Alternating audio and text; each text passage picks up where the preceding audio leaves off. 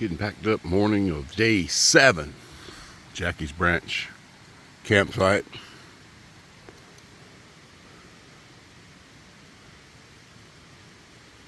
.2 something miles to go and we're done with this thing.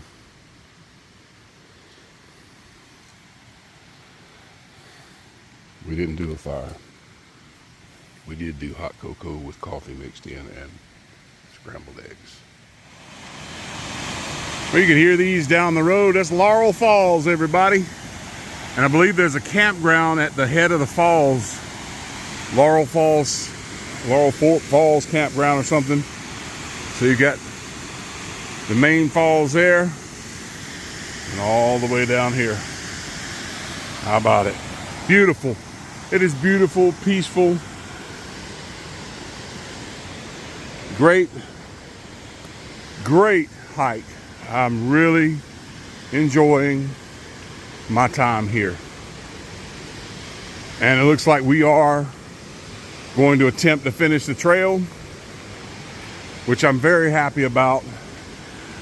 Had to make some arrangements back home and we're good.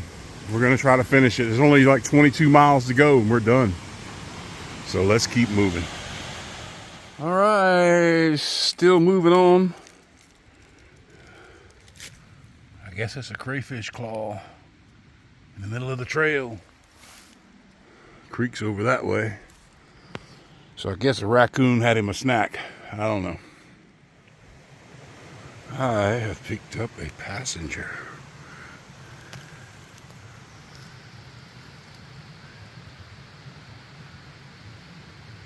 How about that?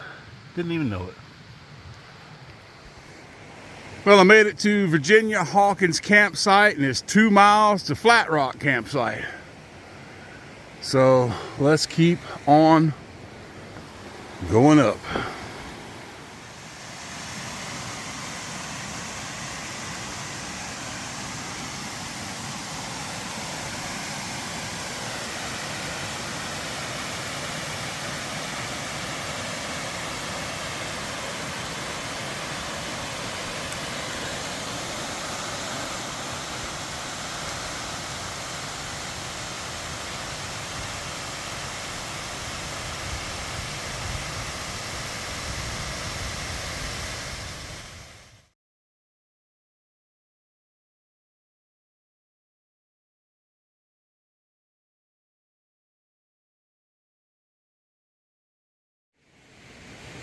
Well, there you go, 14.2 miles to finish.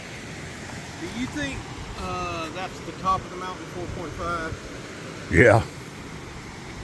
Yeah, I think that's to the top. Okay. Let's go. We're gonna climb up the chimney top campsite. Yeah, okay. Big blowdown. Huge rock. Well, day 8, we're at Chimney Top Campsite. And we had company. A little over 11 miles yesterday. I'll show you what we're having for breakfast. Oatmeal. Senior Hiker 77 coffee mixed with hot chocolate.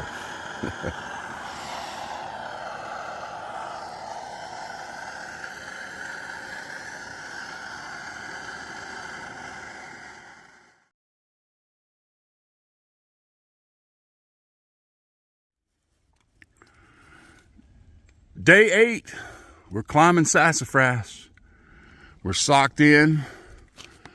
Probably not gonna get too much of a view.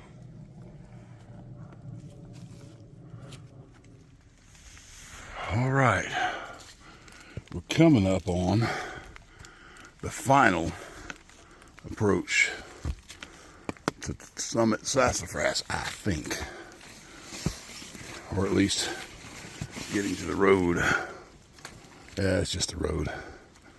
I got to get on up further, looks like. Let's see. And it's foggy, so it's going to be harder to find the trail. I'm guessing it goes this way. I'm looking for a blaze.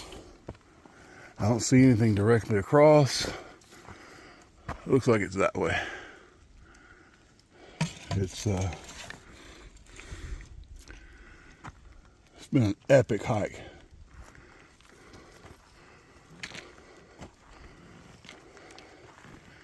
Epic trip, epic journey. And before I started it, I didn't know if I could make this whole thing. And I can. So you surprise yourself sometimes. No view. We're not at the top. But look, the line goes down here too.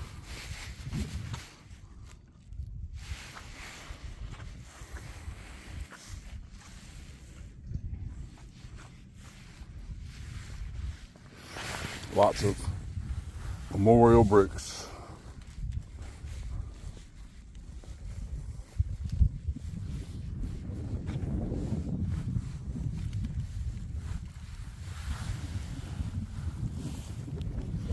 So I'm up. We've been waiting out the weather, trying to get a view. You can see it's trying to peek through. We got a little bit of, and you can see a little bit now.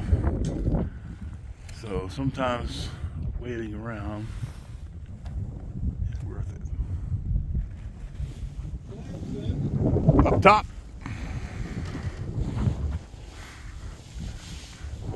Somebody's looking at us. Look at this. Zoomed in. Let me zoom back out. Yeah, we got a little view of the mountains over there. Oh, we waited it out. We got somewhat of a view.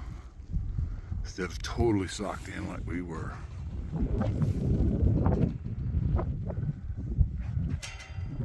Pretty incredible. 360 degree. Well, this isn't such a great view with the trees, but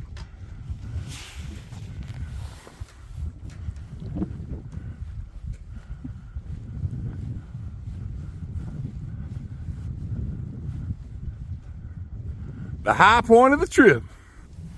That is correct. Literally. I'm in South Carolina now. I'm in North Carolina. What you gonna do? Here we go. What's that all down there? Let's take a look. What is all that?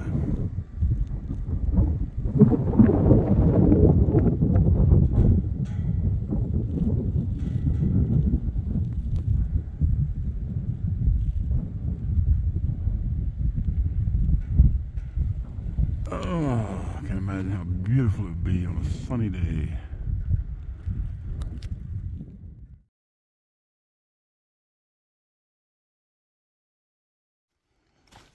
So here we are, just coming down from Sassafras after going up for 4.5 miles or whatever it was. And I'm struck again with a comparison that I did in my very first video that I mentioned how a through hike is, in a nutshell, like a life, like your life. You have a beginning and you have an end. And you have all these different obstacles and things that you have to overcome in the process of it. So on your journey, your travels, before you get to the end, all these different things you face. Pitfalls, blowdowns. So you can compare that to all the things in life, or at least I do. And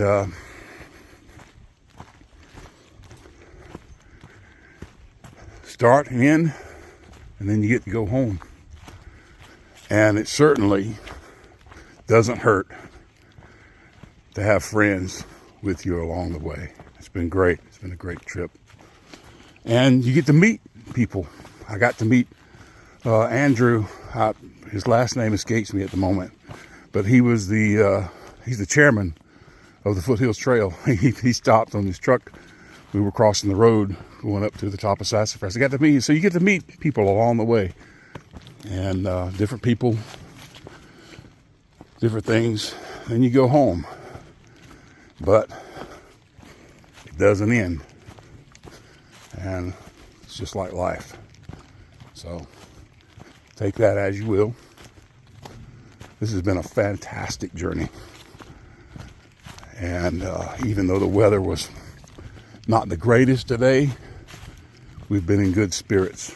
And one of the things, let me go ahead and, well, I can't flip it for some reason. It won't let me. Well, what I was going to say is, you know, we talk about all this gear to go hiking with. Oh, you need this. Okay, I've got a pack from the 1990s. It weighs about 5.5 pounds all by itself. I've got a cheap Pet Faru Chinese cook set that I've been using since 2018 with a piezo ignition, $25. Works great. Hasn't failed me. So you don't have to have the most expensive gear. Now I've got a nice tent and a nice sleeping system, so I spent some money on that. But to me, the most important thing that you have doing something like this is your state of mind, your mental attitude. Without a doubt, 100% is what will get you through. So there you go, atypical hiker. Let's go to camp. Made it up.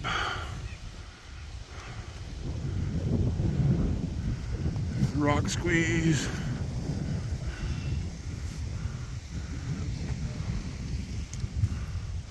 Right there. There you go. Okay. When you get to this, you better hold on with both hands. Very, very slick. Yeah. Very slick. We have made it to the end of the day, and we're at Long Rock Campsite. Well, we made it to the end of the day. We're at Long Rock Campsite. Let's show you what we're seeing here.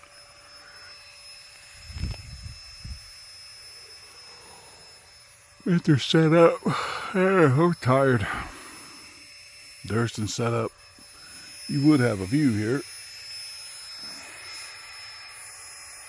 but we got wet. It's raining. Lighthouse Campsite is 2/10 of a mile down the trail in the wrong direction. No level ground there. So keep that in mind if you're hiking this trail. Time for dinner. Breakfast for dinner. And I've got one meal left, and we're out of here. Got 5 miles to hike out tomorrow. We'll get you on video saying that. Look at this, people. He sewed his own tent. He's going to be hiking AT this spring. Where did you get a pattern for this from? For like the sewing pattern? Yeah. There's this guy called Duber Designs. It's a D-U-B-B-E-R. I won't take all the credit for designing like. Right. Well, that's fine. But look at this. Look at this tent, man. It's awesome. Duber Designs. The Kinshow 2. You go and you pay like $15, and he'll give you a step-by-step guide on how to make it and like how to seam seal and put on all the guidelines. Right. Leave it open-ended so you can kind of make customizations. I added some inside pockets.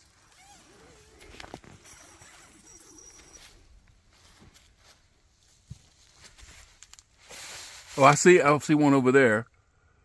And there's and then one here. Okay. There's 4, and it the bathtub stretches out on shock cords. Shock cord, yeah. It's still a little bit of work trying to get it pitched right, but right. when you do get it pitched, it keeps out the rain. It's super lightweight. I think anyone could make one, honestly.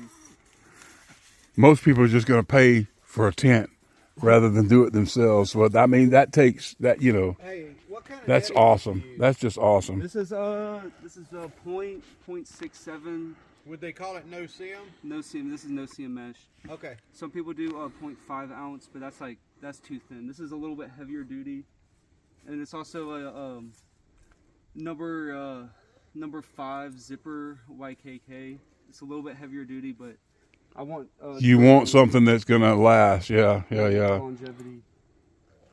That's so. When are you starting your AT through hike? March 27th. March 27th. In Makalola, Springer Mountain. All right. We'll see if this baby holds up. I believe it will. Is anybody going with you? His girlfriend's going with him, and he just graduated. And she'll have her own tent just in case something with this fails. But I'm gonna bring like a repair kit and. Well, even we're carrying patches and stuff just in case, because pitch too close to a fire and an ember gets on it. What are you gonna do? Yeah, but then exactly. All right. Well, thanks a lot. I appreciate that. What was your name again? It's Johnson. Johnson. All right.